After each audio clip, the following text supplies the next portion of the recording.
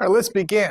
I'm very encouraged that everyone who was here last Sunday came back, except for those who are extremely ill and those who are traveling out of town. The reason is because I announced last week we're beginning a series on the book of Numbers, and everybody came back. So either you're really hardcore about the Old Testament, or the food was really good last week, one or the other. So we have some new people here, and you're probably see some strange quizzical looks on your face. The door is over there.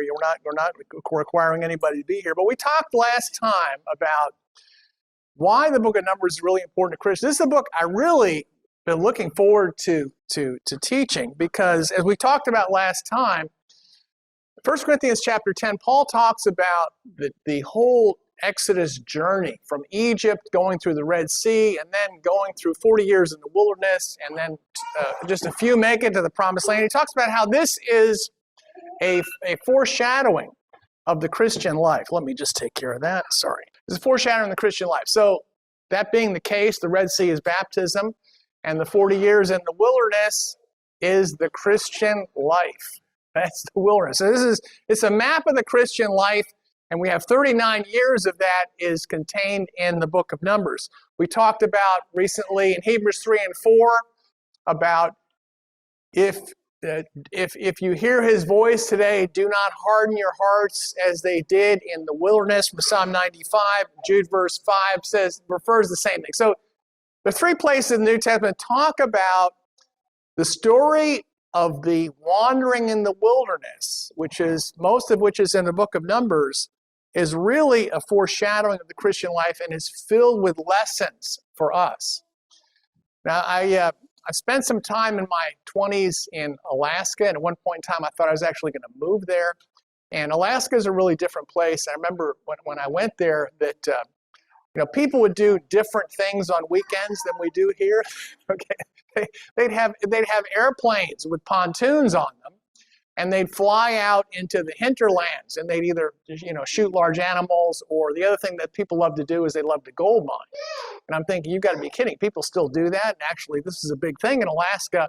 And of course, no one tells you where they're going to gold mine. They just disappear, and then they come back at the end of the weekend, and they don't. And if they tell you, what they found. But gold mining is you have a pan, and gold is heavy. So you go into a stream typically, and you'll slosh it around, and then you'll pour the light things off, and the gold is what's at the bottom. So studying the book of Numbers to me is a little bit like gold mining. So if you know that the gold is there, you just got to work a little bit to find the nuggets that are there. And one of the benefits in studying the book of Numbers is it will really help you to understand a bunch of things in the New Testament and even other parts of the Old Testament. So there's a lot of benefits to this. Jesus talks about the bronze serpent in the wilderness in John chapter 3.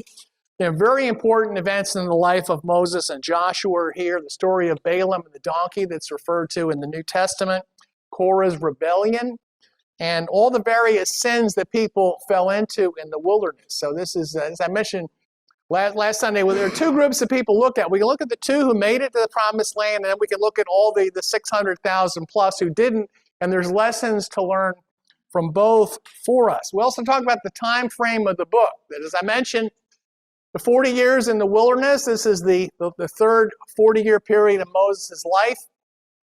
And the first year was covered in the end of the book of Exodus, and the other 39 years are pretty much in this book. And then Deuteronomy is a recap, retelling of the story of the 40 years in the wilderness. So that's the time frame here. And the book is called Numbers. Okay, I'm an engineer, so that doesn't turn me off, but a lot of people, even the name of the book turns them off. Book of Numbers is because it starts off with a census. There's a census in the beginning of the 40 years. There's a census in the end of the 40 years, and even a few small censuses in the beginning of the book on top of that. So there's a lot of, they're counting up the number of people. There's a reason for it, and we'll touch on that a little bit later as well. So let's pick it up in Numbers chapter 3. Now, I mentioned to my wife Allison on the way in this morning that For many people, this may not be the most exciting part of the book of Numbers. So we're going to go through it at a pretty good clip here. They're important things. There's some real gems in here. There's some golden nuggets that are in here. But rather than read through all the text, there are parts of it that we're going to be summarizing. And I encourage you to go back and read this all on your own. But I'm excited about getting to some of the later things in the book of Numbers, more large veins of gold. So Numbers chapter 3, picking up verses 1 to 4. I'm reading from Orthodox Study Bible based on the Septuagint, which is very, very similar to what you're reading from if you're reading something other than that, I'm sure.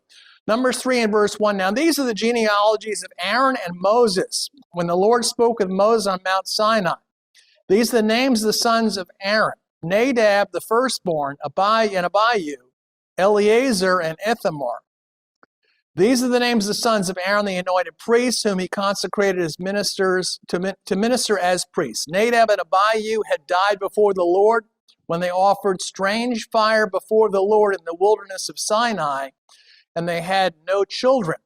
So Eleazar and Ithamar ministered as priests with Aaron, their father. So this is a tragic story. A few years ago, we went through a book of Leviticus. Let's just take a quick look at that. Leviticus chapter 10, story of Nadab and Abihu, the two oldest sons of Aaron, the high priest. Leviticus chapter 10, starting in verse 1. Now Nadab and Abihu, Aaron's sons, each took his censer and put fire in it and put incense on it and offered strange fire before the Lord, which he had not commanded them. So fire went out from the Lord and devoured them, and they died before the Lord. Then Moses said to Aaron, "This is what the Lord spoke, saying, by those who come near to me I shall be sanctified, and before all the congregation I shall be glorified." So Aaron was greatly distressed. Moses then called Mishael and Elazaphan, the sons of Uziel, Aaron's uncle, and said to them, "Come near, carry your brethren from the presence of the sanctuary outside the camp."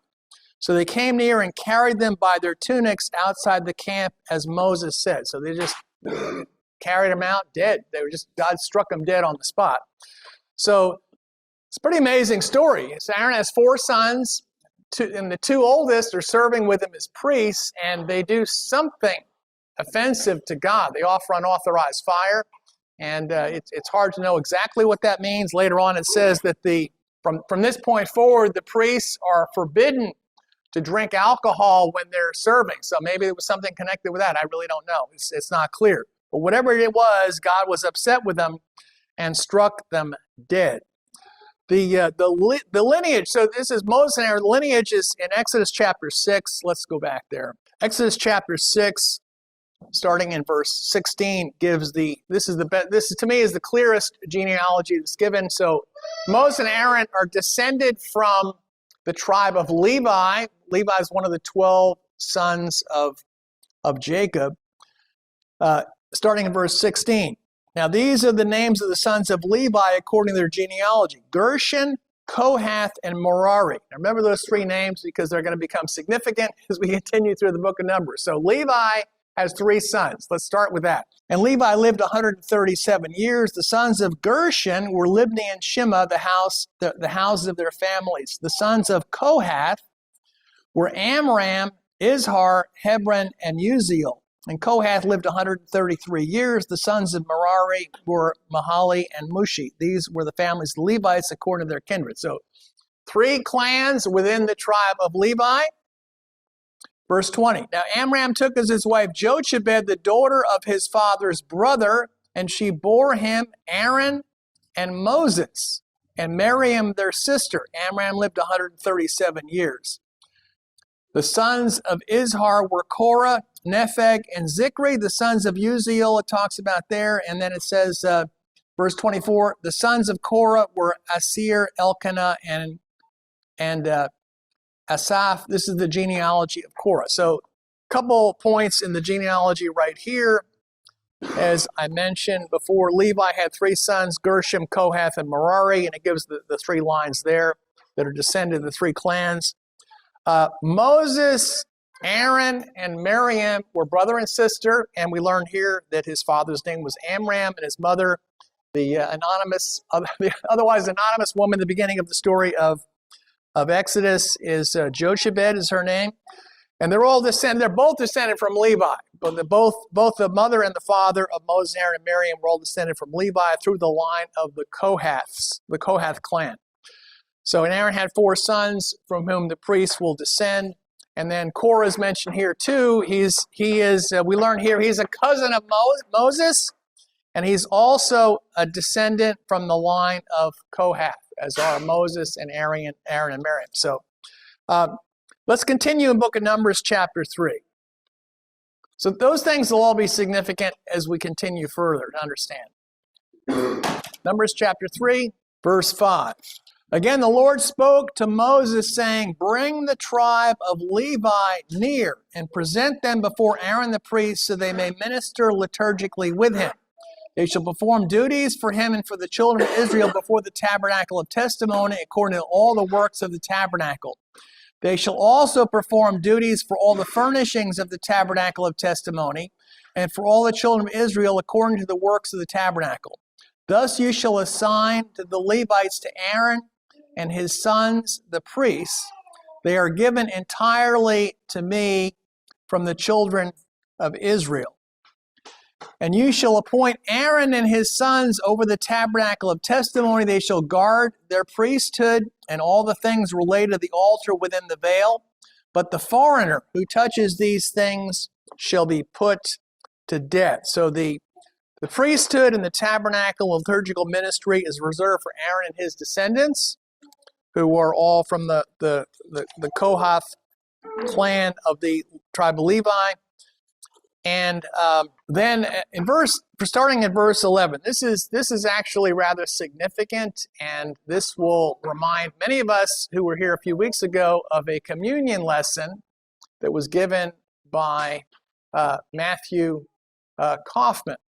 And he was talking about the firstborn. And this is actually a key passage in that. So he just hit it beforehand. But in decades of being a Christian, this is the first time I heard someone really explain the significance of the firstborn throughout the Scriptures. So let's listen to this, starting in verse 11. Moreover, the Lord spoke to Moses, saying, now behold, I myself have taken the Levites from among the children of Israel, instead of every firstborn who opens the womb among the children of Israel.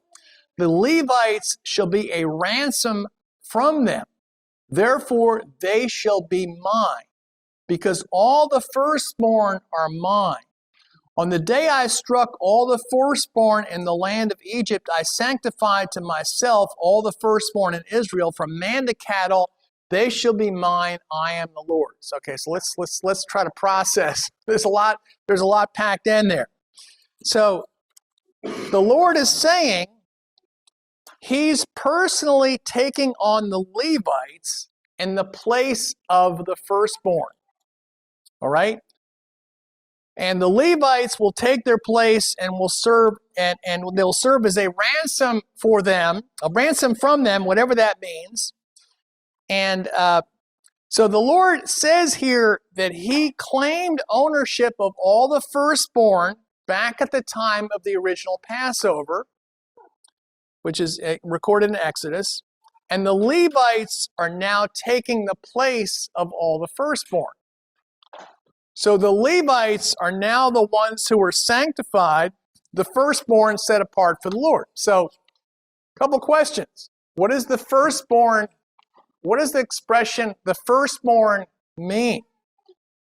So, when we think about, in ancient times, think of, from the book of Genesis, the story of Ephraim and Manasseh, of Jacob blessing the 2 sons of Joseph. And I think of the story of Jacob and Esau, also in Genesis, that normally the big blessing goes to the firstborn son. So that's a normal expectation. The firstborn son gets the greatest blessing. And also in ancient times, not going all that far back, we have an attorney here who deals with wills and estates, David Adams. And most wills these days will say, among all of my children, except for the ones who did something to really alienate their parents, it'll be share and share alike.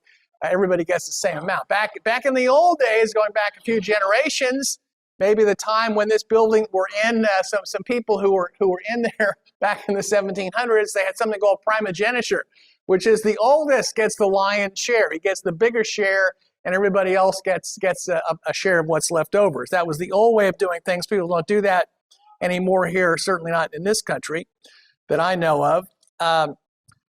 But birth order, the whole thing about the firstborn and birth order, this definitely, I'd say this concept triggers some people, okay? Now, I was the firstborn in a family of 4. I was the oldest born son, so I'm very comfortable with discussions about the firstborn. I have no problem with this. But my 2 younger sisters and my younger brother might chafe a little bit with that. Now, and not only am I a firstborn son, but David is a firstborn son too, but just barely. I mean, what happened? He is, as many of you know, David has a twin brother. So he just beat him out by a matter of 32 minutes. He just barely, but David is the firstborn son. It's not his brother. And I'm sure he reminds his mother of that all the time. So, all right. About 100 years ago, there was someone who I think this was in England, but I'll put it in the notes. There was someone who was looking around, and they looked at all the scientists, all the well-known scientists that were around, and they realized, a lot of these are firstborn sons, like too many of them. This is not the normal distribution that you would expect. And so he started wondering, is there something about this birth order thing that so many, that the firstborn are overrepresented by this? And the firstborn in the crowd are smiling, and everybody else is having some trouble with this, perhaps. But so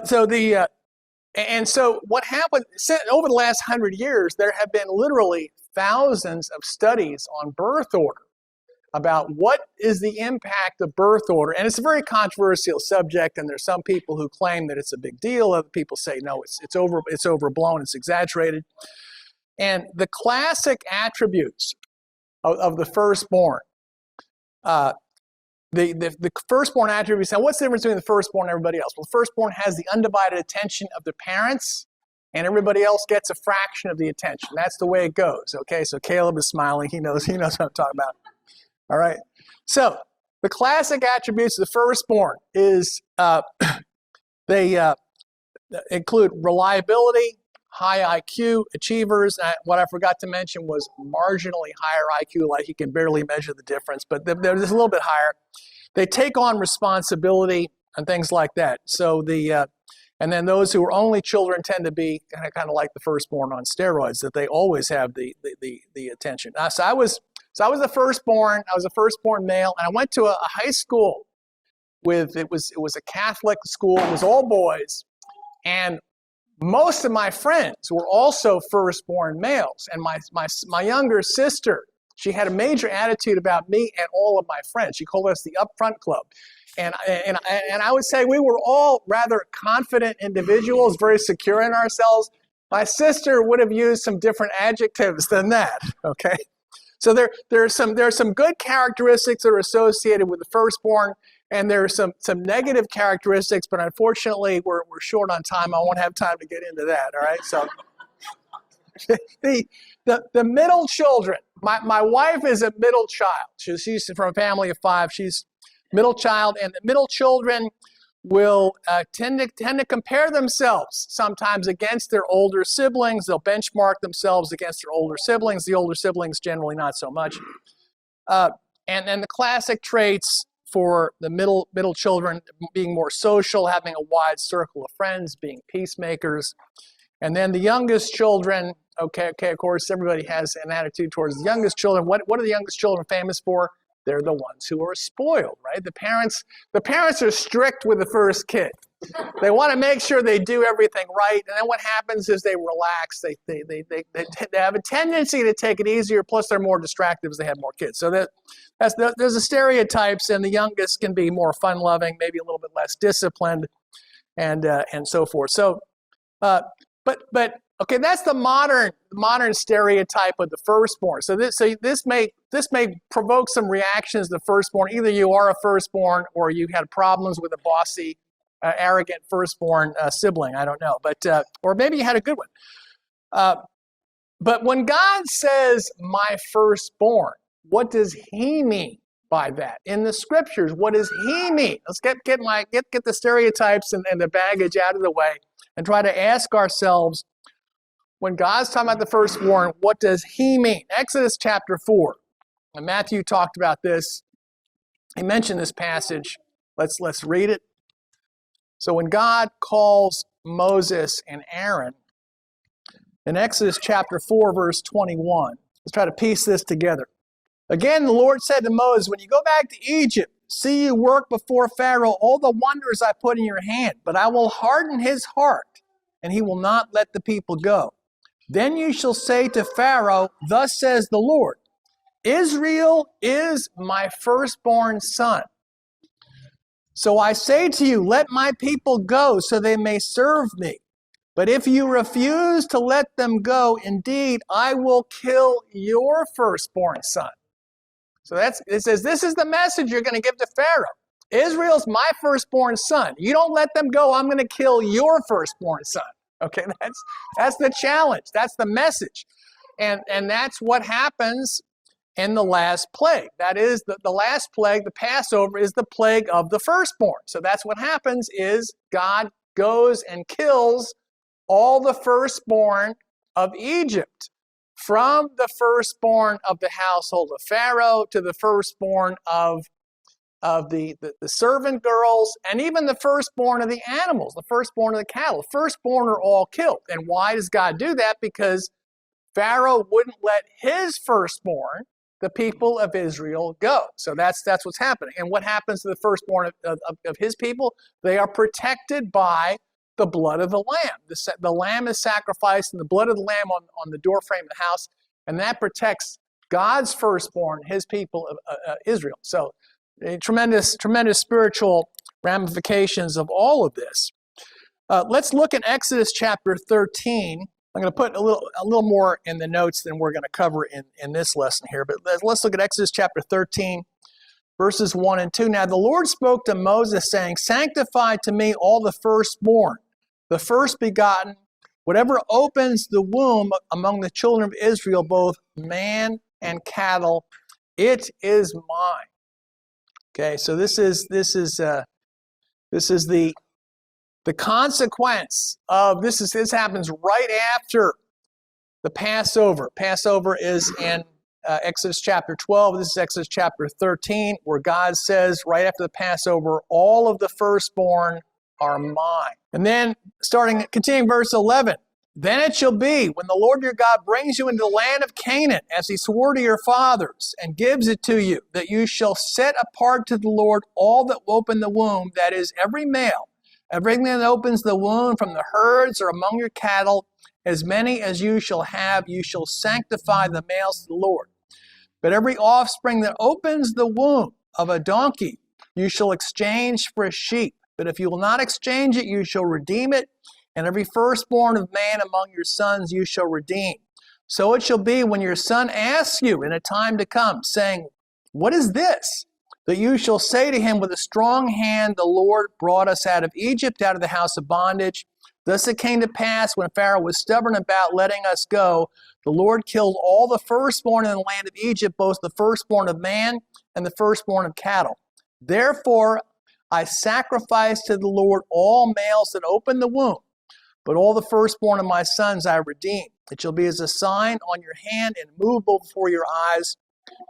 For with a strong hand the Lord brought us out of Egypt. So this is what God says. This is a reminder for future generations among the Jews that all the firstborn are mine.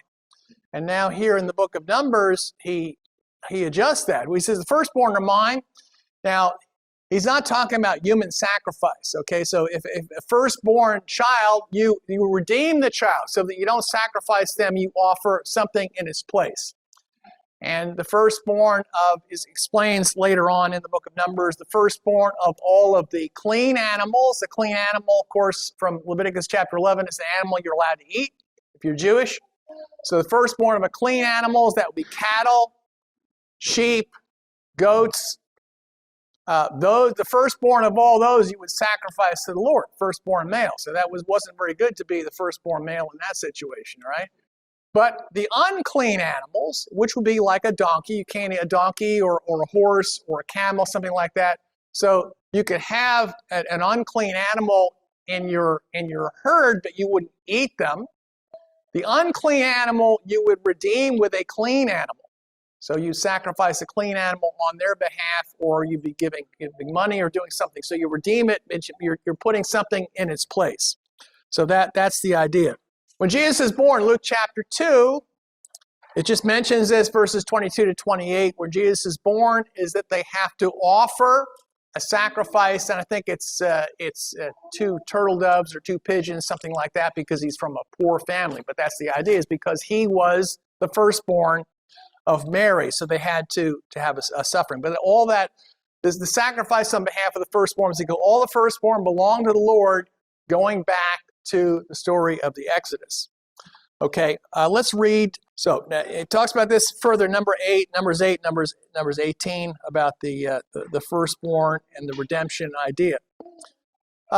This idea of the firstborn, Jesus himself is described of the firstborn in that I'm aware of in 2 different senses. Hebrews chapter 1. So Israel is God's firstborn, and the firstborn is the first male to open the womb. And then Jesus himself is described as the firstborn of God. Let's turn to Hebrews chapter 1, verse 5. For to which of the angels did he ever say, "You are my son, today I have begotten you"? Of course, that's from Psalm 2. And again, I will be to him a father, and he shall be my son, which is the famous prophecy in 2 Samuel chapter 7. Verse 6, but when he again brings the firstborn into the world, he says, let all the angels of God worship him. Now, this reference to the Son of God being referred to as the firstborn of God, I think is referring to the prophecy in Psalm 89, or Septuagint, it's Psalm 88. And in Revelation chapter 1, Jesus describes himself as being the firstborn from among the dead in Revelation chapter 1. Colossians 1:15-18, it talks about Jesus being the firstborn in both senses. Colossians 1 verse 15 says about Jesus, he is the image of the invisible God, the firstborn over all creation. For by him all things were created that are in heaven and on earth, visible and invisible, whether thrones or dominions or principalities or powers. All things were created through him and for him. And he is before all things, and in him all things consist.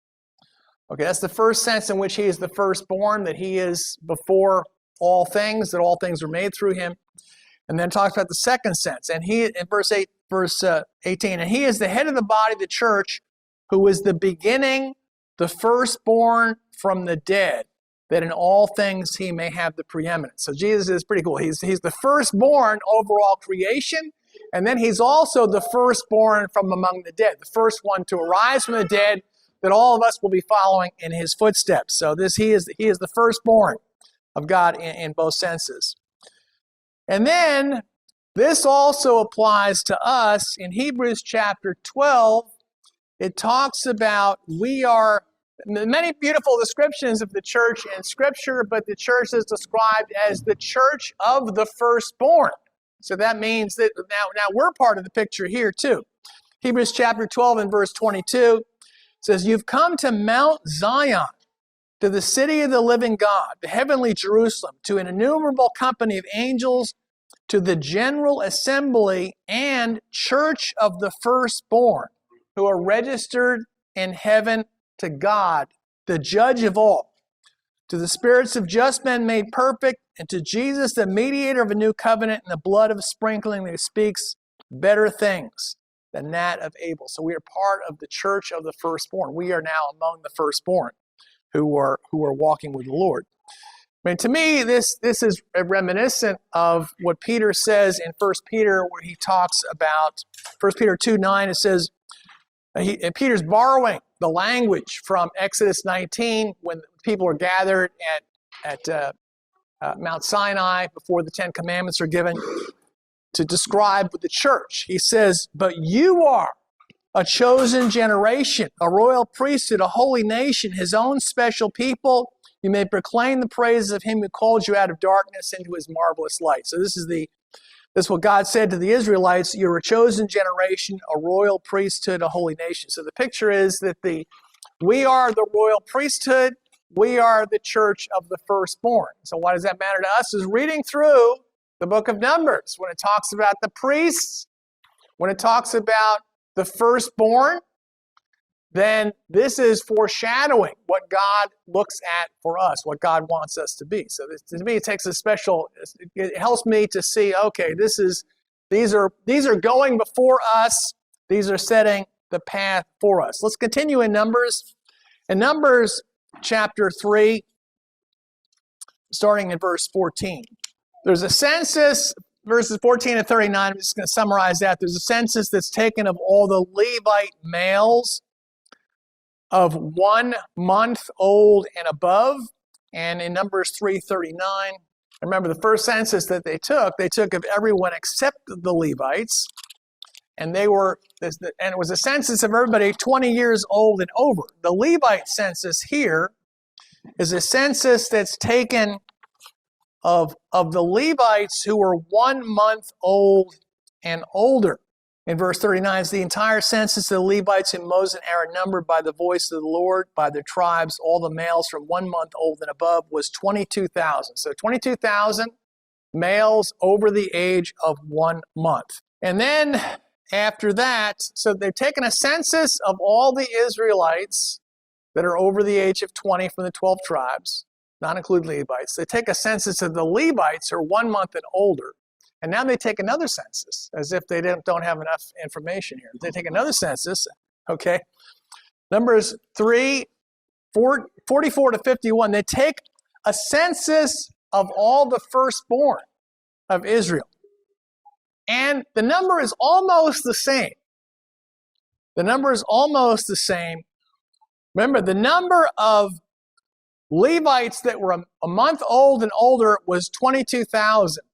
The number of the firstborn of all of the nation of Israel is 22,273. So what do you do with the extra 273 people? Are you going to kill them? No, they get redeemed with silver. So it's a one-for-one redemption. When God says he's replacing all of the firstborn who were devoted to him with all of the Levites, he really meant that. And he did a count to make sure that there were enough, and there were a few more there were a few more firstborn than there were Levites, 273 extra. So he says, all right, you can kick in money, 5 drachmas per person for that. So God has, everybody is covered, that all of the firstborn have been replaced with the Levites here in this exchange. And then he does another census of the Levites. And this is what I would consider, this is the active duty census of the Levites. So he did all the ones that were a month old for the substitution for all the firstborn. And he said, okay, the priesthood and Levite, for the Levite, the priesthood is, you go into the priesthood at age 25 and you retire from the priesthood at age 50. So that's it. You got 25 years of active duty, active service in the priesthood. Those are the rules. So Numbers chapter 4 in verse 1. The Lord spoke to Moses and Aaron saying, take a sum total of sons of Kohath from among the children of Levi by the tribes and the houses of families from 25 years old and above, even to 50 years old, all who enter the liturgical service to do all the works of the tabernacle. So that's what it is. It's 25 to 50. And the Kohathites, the first group here, they're responsible. This is of the three clans, the clan of Kohath, the Gershon and Merari. The Kohath, this is the inner circle. This is the one. This is the clan that Moses and Aaron and Miriam are from. So all the priests are from this tribe, from this clan, and so they're the ones who are responsible when it comes to setting up and packing and packing away the tabernacle things. They're the ones responsible for the Ark of the Covenant and all the things inside the most holy place and the holy place there. The next second group is the Gershonites of the three clans. They're responsible for the tabernacle curtains and the court curtains. And then the third group is the Merarites, and they're kind of like the structural people. They're taking care of the pillars and the bases and the bars and things like that. So three groups, they each have responsibilities, and the total of active duty in the three groups is 8,580. And then let's continue from there. In Numbers chapter 5, Lord spoke to Moses saying, command the children of Israel to put out of the camp every leper, everyone who has an involuntary discharge of semen, whoever becomes defiled by a corpse, you shall put out both male and female. You should put them outside the camp so that they may not defile their camps in the midst of which I dwell. So the children of Israel did so and sent them outside the camp as the Lord spoke to Moses.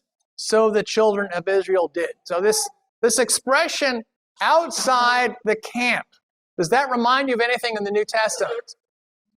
Okay, so let's turn to Hebrews chapter 13, the end of the book of Hebrews. So this is a disgraceful thing to be put outside the camp. If you're a leper, if you're unclean, you're put outside the camp. Hebrews 13, starting in verse 10.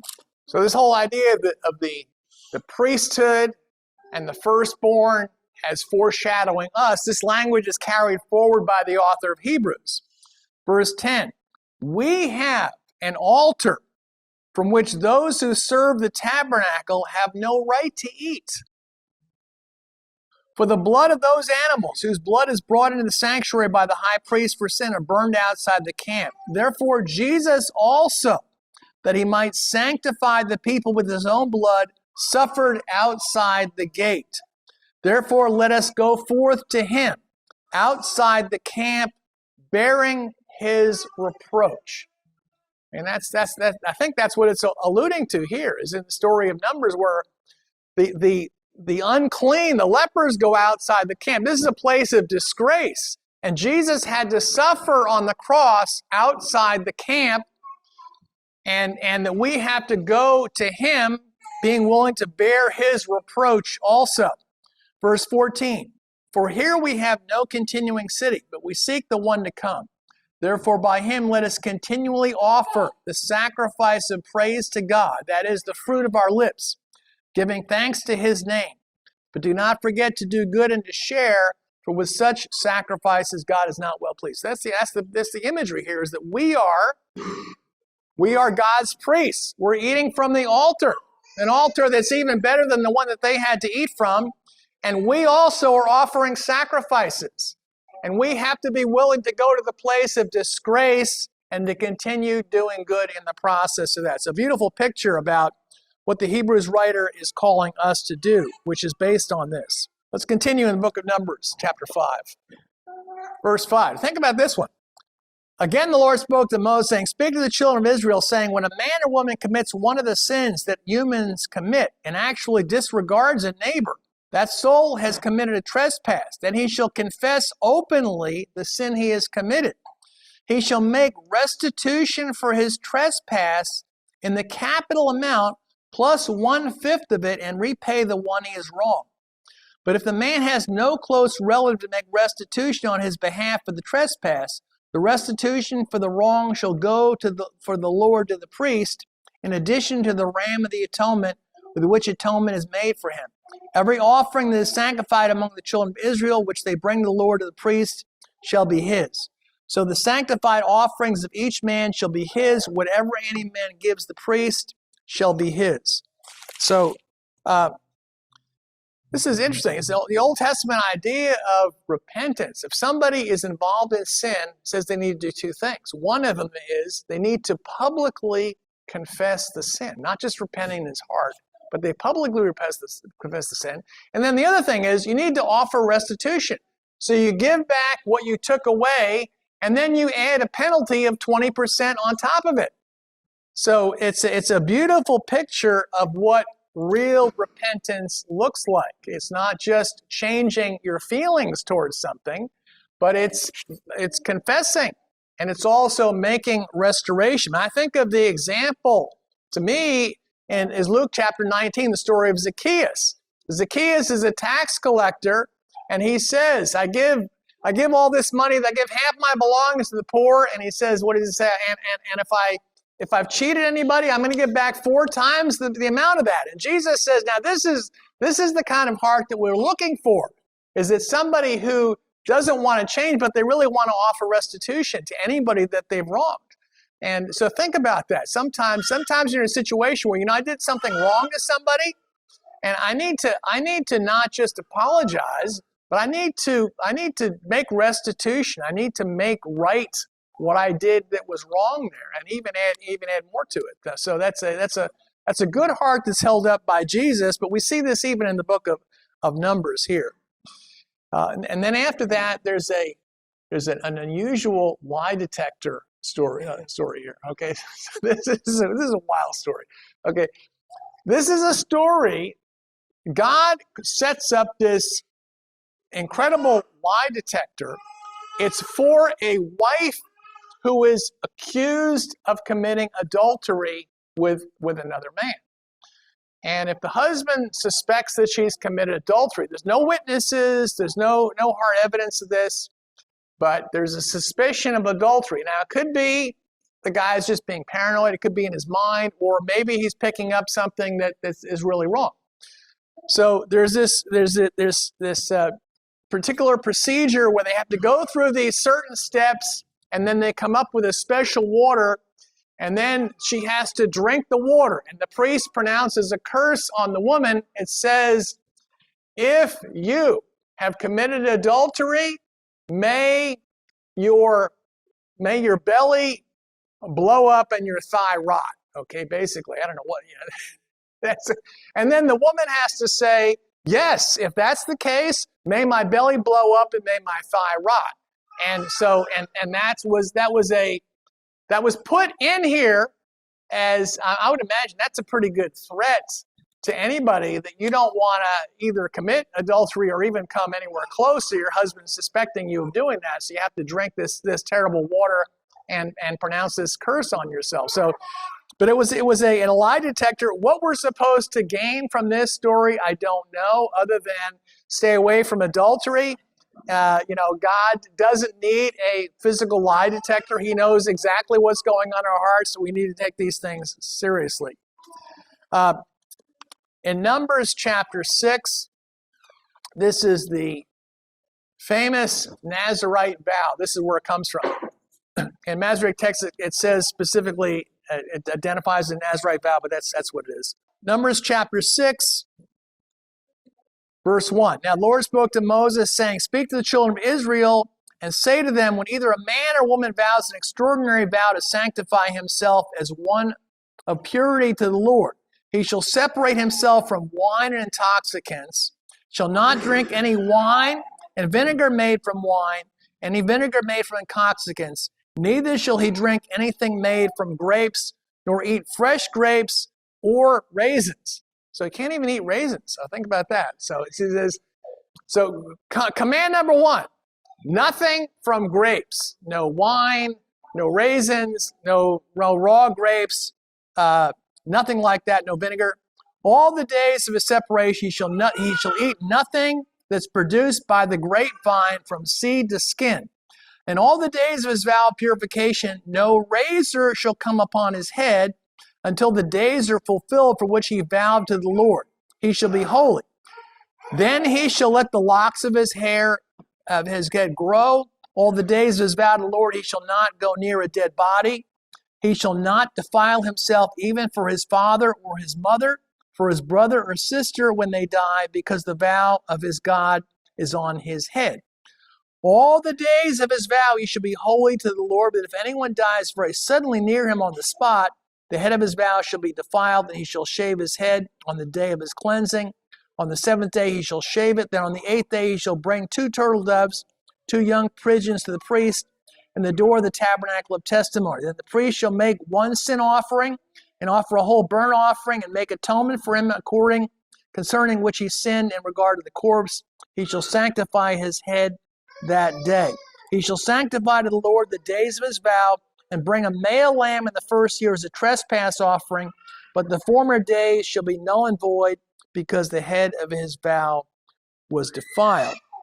So, and then it says, now this is the law of vowing. When the days of his vow are fulfilled, he shall be brought to the doors of the tabernacle of testimony.